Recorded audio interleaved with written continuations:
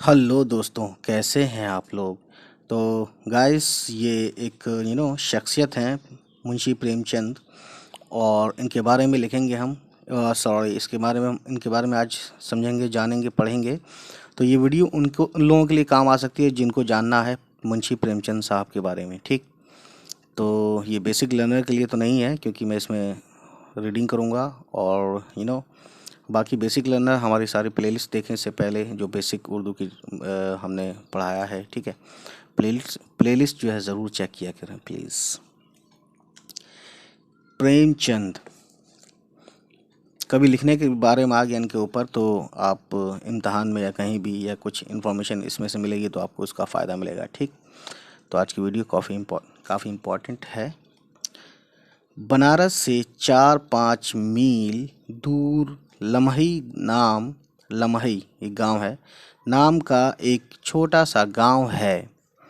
इसी गांव में 31 जुलाई 1880 ईस्वी को मुंशी अजायब लाल के घर में एक बच्चा पैदा हुआ, जिस का नाम धनपत राय रखा गया, और जो बड़ा होकर हिंदुस्तानी अदब अदब बोलते हैं लिटरेचर, ठीक है, या हिंदी में बोल लीजिए साहित्य, अदब की दुनिया में पहले नवाब राय और फिर प्रेमचंद के नाम से मशहूर हुआ। ठीक है। प्रेमचंद नाम क्यों रखा गया है, ये बात आपको इसी कहानी में आगे पता चलेगी। ठीक है, इसी वीडियो में, मतलब कहानी या वीडियो जो भी कह लीजिए। 8 साल की उम्र तक धनपत राय की तालीम इसी गांव में हुई। ठीक। उन्होंने सबसे पहले एक मुसलमान मौलवी से उर्दू और फारसी की तालीम हासिल की। वो अक्सर सबक रटने की मेहनत से दूर भागते थे। खेतों और जंगलों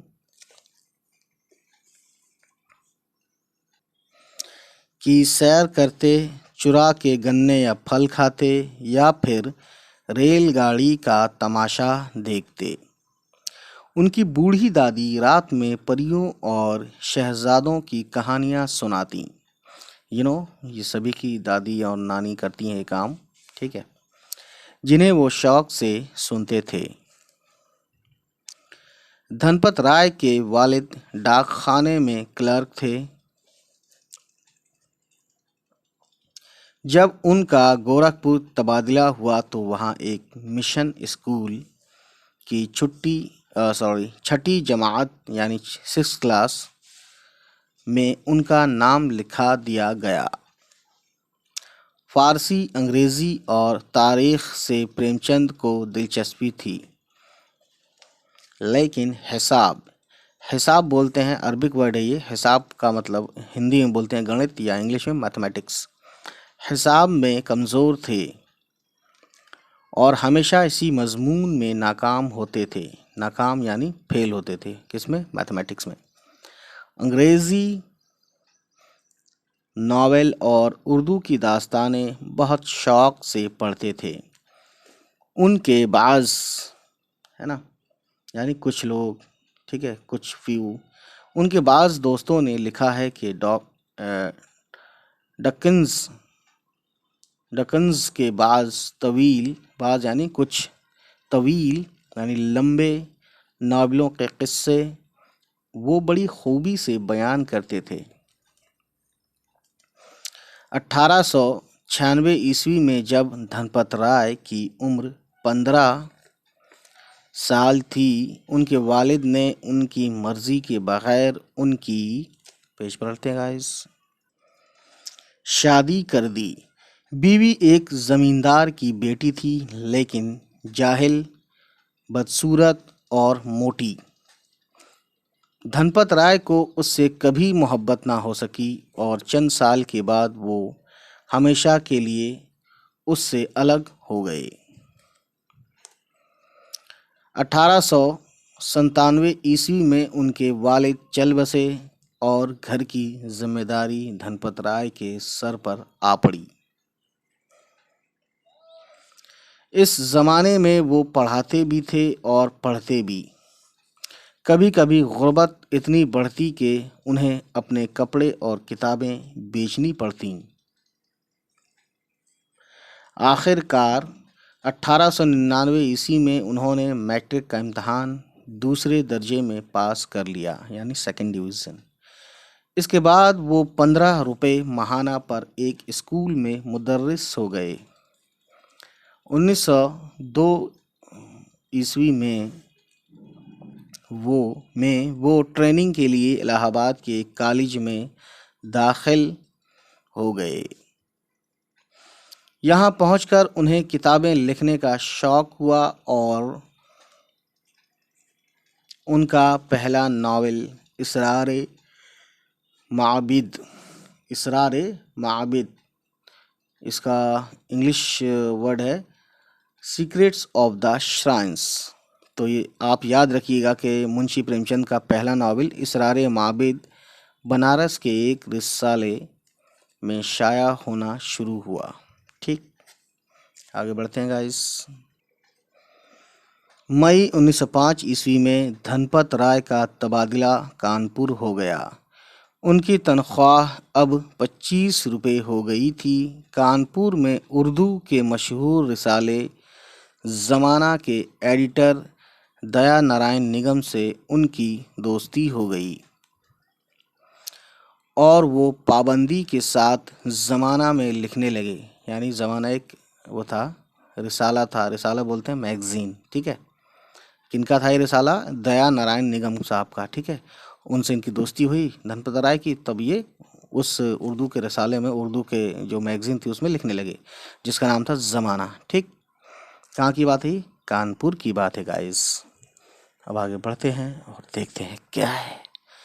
ये धनपत राय की जवानी का ज़माना था। वो तंदुरुस्त और खूबसूरत थे। इसी ज़माने में कई साल तक एक लड़की से उन्होंने इश्क भी किया।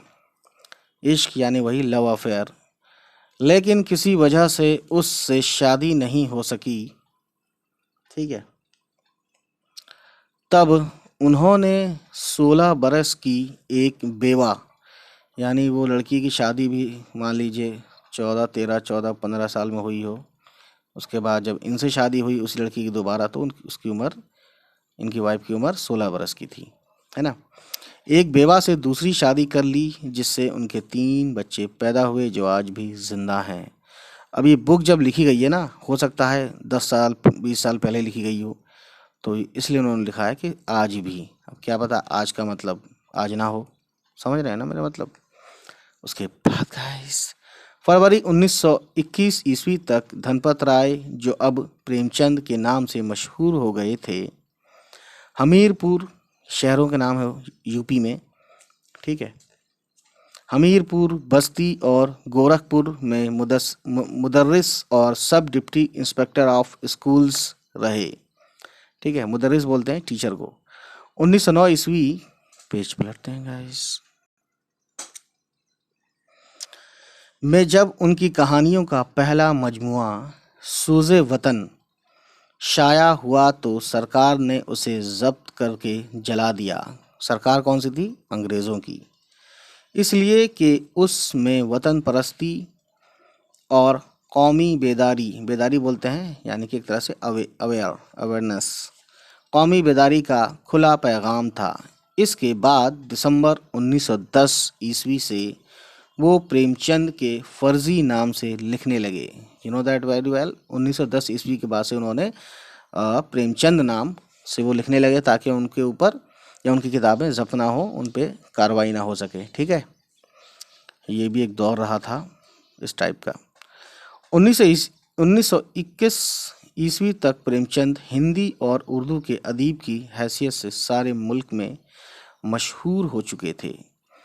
उनके नावल और अफसाने शिमाली हिंदुस्तान में बहुत पसंद किए जाते थे। ये वो ज़माना था जब मुल्क में आज़ादी की तहरीक बढ़ रही थी। महात्मा गांधी की रहनुमाई में अदम ताउन और सत्याग्रह की तहरीक कामयाब हो रही थी। हज़ारों हिंदुस्तानी सरकारी मुलाजमतों से इस्तीफ़ा दे रहे थे। प्रेमचंद ने भी ये क्या है, 16 फरवरी 1921 ईस्वी को इस्तीफा दे दिया। ठीक है। इसके बाद प्रेमचंद ज्यादा आजादी और बेबाकी के, पेज पलटते हैं, बेबाकी बोलते हैं, फियरलेस, बोल्डनेस, ठीक है, साथ लिखने लगे। अब वो उर्दू के अलावा हिंदी में भी लिखने लगे। ठीक है। कई साल तक लखनऊ के एक हिंदी रिसाले माधुरी के एडिटर रहे। फिर 1930 ईस्वी में अपना एक हिंदी रिसाला हंस जारी किया। ठीक है। इस रिसाले ने हिंदुस्तानी अदब की बहुत खिदमत की। ठीक है। प्रेमचंद की घरेलू जिंदगी बड़ी सादा थी। वो मजहब, जात पात और रस्म रिवाज को ज़्यादा नहीं मानते थे।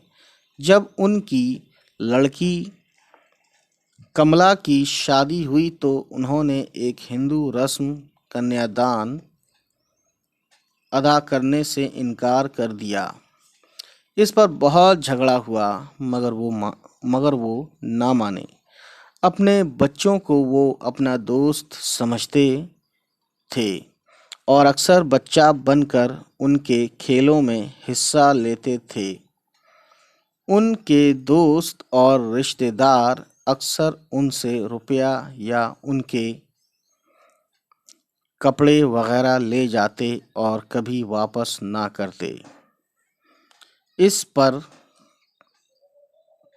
उनकी बीवी उनसे लड़ती झगड़ती, लेकिन वो बाज ना आते, यानी वो फिर भी सामान दे दिया करते थे दोस्तों को या जो भी मांगता था उनसे कुछ। बाज नहीं आना यानी वो मानते नहीं थे। ठीक है।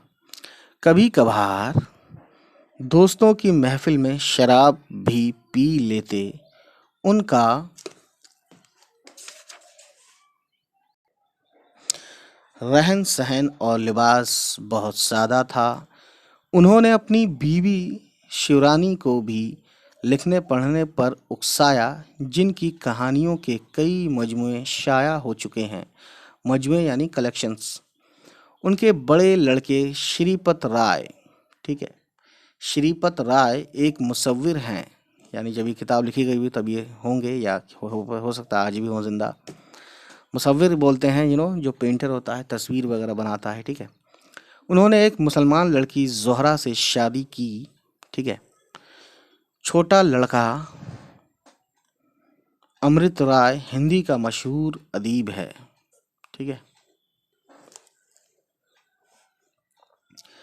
1934 ईस्वी में प्रेमचंद को अजंता सेनिटोन, ठीक है, अजंता सिनेटोन है इंग्लिश में ये वर्ड, अजंता सिनेटोन, लेकिन अजंता सेनिटोन फिल्म कंपनी ने 9,000 रुपये सालाना तनख्वाह पर बम्बई बुलाया। बम्बई पहुंचकर उन्होंने कई फिल्मी कहानियां लिखीं, लेकिन वहां की जिंदगी उन्हें रास ना आई। डायरेक्टर और प्रोड्यूसर सस्ती इश्किया कहानियां चाहते थे और प्रेमचंद की शोहरत से फ़ायदा उठाना चाहते थे। इसके लिए वो तैयार न हुए और 1 साल बाद बनारस वापस आ गए। ठीक है। काम की कसरत बोलते हैं बहुत ज़्यादा काम, है ना। कसरत का मतलब होता है ज़्यादा। काम की कसरत और खाने पीने में बेहतियाती यानी कि इरेगुलरिटीज़ की वजह से उनकी सेहत ख़राब हो गई। पेट और जिगर की तकलीफ बढ़ गई। आखिरकार 8 अक्टूबर 1936 ईस्वी को वो हमेशा के लिए खामोश हो गए। प्रेमचंद इस सदी के चंद मुमताज़ बोलते हैं बहुत उच्च कोटि के चंद मुमताज़ हिंदुस्तानी अदीबों में से एक हैं। उन्होंने उर्दू और हिंदी ज़बान में मगरबी मयारों को यानी वेस्टर्न स्टैंडर्ड्स को सामने रखकर कई अच्छे नावल और अफसाने लिखे। हिंदुस्तानी अवाम के दुख दर्द को उन्होंने अपना दुख दर्द समझा और पहली बार उर्दू और हिंदी में किसानों, मजदूरों और मुतवस्सित तबके यानी मुतवस्सित बोलते हैं मिडिल क्लास, मुतवस्सित तबके यानी मिडिल क्लास की ज़िंदगी को अदब का मौजू बनाया। ठीक है, मौजू समझ लीजिए, सब्जेक्ट या टॉपिक बनाया। ठीक है, इस सिलसिले में महात्मा गांधी और जवाहरलाल नेहरू के ख़यालात ने हमेशा उनकी रहनुमाई की। आखिर उम्र में यानी लास्ट की जो उनकी ज़िंदगी थी, आखिर उम्र में वो तरक्की पसंद तहरीक से भी मुतासिर हुए। वो अमेरिकी ज़िंदगी की तरक्की और वहाँ की खुशहाली से भी मुतासिर थे, यानी अमेरिका से वो काफ़ी इन्फ्लुएंस थे। American style, American life style, you know that very well. He was really influenced by the American and American culture, ऐसा हम कह सकते हैं। उनके एक नावल गोशा आफियत का हीरो प्रेम शंकर कई साल तक अमेरिका में रहकर हिंदुस्तान आता है, यानी ये गोशा आफियत जो इन्होंने वो लिखा था ना, ठीक है, नावल, उसमें एक करेक्टर था। कौन था वो हीरो? प्रेम शंकर। अमेरिका में रहकर हिंदुस्तान आता है और किसानों की खुशहाली के नए मंसूबे बनाता है। वो किसानों को उन की ज़मीन का मालिक बना देता है और गांव वालों की ज़िंदगी को बेहतर बनाने की कोशिश करता है। प्रेमचंद ने नावल और अफसानों के अलावा ड्रामे और इंशाइए भी लिखे। कई मगरबी शाहकारों के तर्जमे भी किए, लेकिन अफसाना और नावल में उन्हें सबसे ज़्यादा कामयाबी हासिल हुई।